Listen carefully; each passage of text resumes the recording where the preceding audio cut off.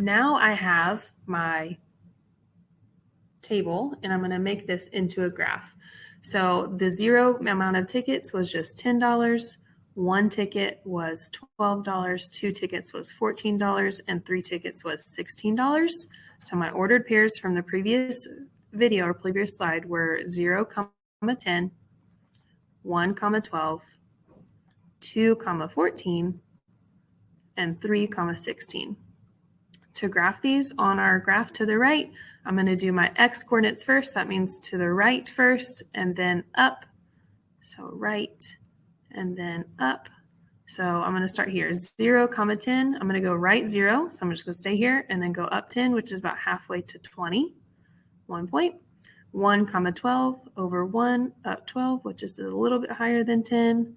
2, 14, almost to 20, and then 3, 16. Once you have your points, you just make your line, and you're going to notice it's non-proportional because it's not starting at the origin. It's starting just a little bit further up, but it is still a straight line because it's a linear relationship.